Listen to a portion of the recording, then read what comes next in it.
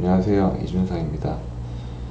제가 시간이 많았을 때 공부했던 내용들, 정리했던 내용들에 대해서 좀 소개드리고자 합니다. 내용이 뭐 의사에 국한되는 것 같지는 않아요. 그냥 시간이 많은 분들에게는 모두 해당되는 내용일 것 같고, 저 같은 경우에는 작년에 지샘병원에서 근무하면서 대학병원에서 근무했던 거에 비해서는 남는 시간이 많이 있었던 것 같아요. 사실 루틴이 정해져 있지 않은 생활이 어떤 면에서는 더 힘들어요. 더 어렵고, 루틴이 정해져 있으면 자기 관리가 되든 안 되든 다 따라가게 되잖아요. 그런데 저 같은 경우에는 자기 관리가 되게 안 되는 사람인데, 중독에도 취약하고, 어떤 정해져 있는 강제적인 루틴이 없을 때 되게 딴짓을 하기 쉽더라고요. 제가 개인적으로 느꼈던 시간이 많았을 때 했더니 좋았던 것들 소개해 드립니다. 5가지인데요. 첫 번째는 이제 건강 관련한 것들입니다. 일단 건강에 대해서는 소개시켜 드리고 싶은 책이 하나 있는데, 5am 클럽이라는 책이 있습니다. 로빈 샤르마라는 사람이 썼는데, 우리나라에서는 변화의 시작 5am 클럽이라는 이름으로 번역이 되어 있고요.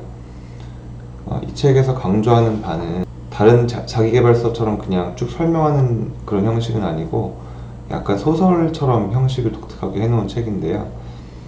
아침 5시에 일어나는 것의 그런 장점들 여러 가지로 설명을 해놨어요. 그런데 기상시간 뿐만이 아니라 인생을 사는 방법에 대한 그런 전반적인 조언도 들어있어서 읽어볼만 합니다. 그리고 이전에 제가 아주 존경하는 교수님 한 분께서 어떤 말씀을 하신 적이 있냐면, 이 연구 방법론 관련해서 저녁 시간은 다 버리는 시간이고 아침 시간은 온전히 가져갈 수 있는 시간이라는 말씀을 하셨던 적이 있거든요. 어떤 강의에서. 점점 공감이 가는 것 같아요. 일찍 자고 일찍 일어나는 건 제 권한인 거잖아요. 그런데 뭐 다른 분들은 어떨지 모르겠지만 저 개인적으로는 확실히 뭐 저녁 먹고 나서 일하려고 그러면 좀 어렵거든요. 그런데 5시에 일어나서 6시부터 일을 하려고 그러면 정규 일과가 8시부터 시작이다. 그러면 2시간 동안은 온전하게 제가 하고 싶은 걸 할 수 있는 것 같아요.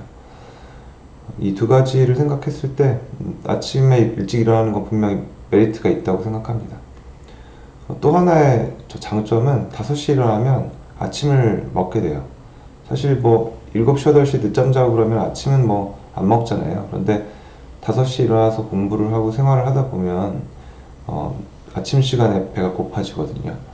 근데 아침 식사를 하면 또 야식을 좀 안 먹게 되는 효과가 분명히 있는 것 같고, 그 다음 말씀드리고 싶은 거는 이전에도 얘기를 했었지만 운동이 중요합니다. 전 항상 유산소 운동만 하는 편이었거든요. 그런데 sarcopenia와 레질리언스에 대한 연구를 할 기회가 있었는데, sarcopenia라는 건 몸에서 근육이 빠지는 거거든요. 그리고 레질리언스라는 건 어떤 타격을 입었을 때 회복하는 능력이고요. 그때 든 생각이, 유산소 운동만으로 되는 건 아니구나. 물론 심폐기능 증진도 굉장히 중요하지만 근육량이 늘어나는 게 중요하구나, 이 생각을 했습니다. 그래서 그때부터 해봤는데, 열심히 하는 건 전혀 아니지만 어쨌든 뭐 운동을 시작하기 전에 비해서는 여러 가지로 좋습니다. 뭐 운동 좋다는 건 다 알고 계실 것 같아요. 그런데 결국은 어떻게 정기적으로 할 거냐인데, 전형적인 경우가 헬스 6개월 끊고 한 2주 나가다 안 나가는 게 전형적인 거잖아요.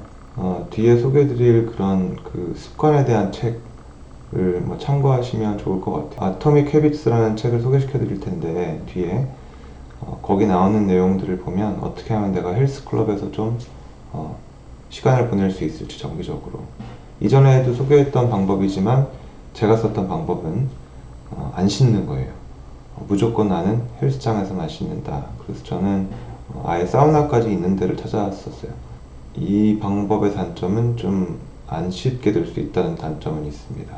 그런데 습관이 되면 처음에는 운동을 하지 않아도 씻으러만 가는 거예요. 그러면 내가 머릿속으로 인식하기를 여기는 나한테 친숙한 공간으로 인식을 하기 시작한다는 거거든요. 보통 헬스장은 어때요? 정말 가기 싫은 곳이죠. 근데 씻으러 가고 거기서 사우나도 하고 그러다 보면 가게 되는 그런 마음속의 배리어가 좀 줄어듭니다. 토미 캐비스 말고 다른 책에서 소개했던 니얼 아이알의 Distractions라는 책에서 어떻게 소개하냐면, 헬스장을 갈 때 2분만 있으라는 거예요, 처음에는. 그래서 우리가 1시간 하려고 가잖아요. 그런데 1시간 하려고 하면 마음에 부담이 있으니까 딱 2분만, 일주일 동안 2분을 하다 보면 그 다음엔 더 하고 싶어지니까 그 다음에 10분 하고 30분 하고 이런 식으로 그렇게 소개를 하더라고요. 근데 그래서 뭐 2분을 한 적은 없지만 그렇게는 해봤어요. 뭐 4세트 하라고 하는데 그냥 한 세트씩만, 무슨 효과이겠나 싶지만 한 세트씩 했더니 1, 2주 지나니까 또 2세트 하고 있고 그러더라고요. 그래서 이런 방법들을 사용하면 도움이 됩니다. 건강 관련해서 마지막은 금주인데, 사실 금주에 대해서는 정말 할 말이 많아요. 우리나라의 그 잘못된 사회적인 인식도 되게 많고 요새 얘기가 많이 나오잖아요.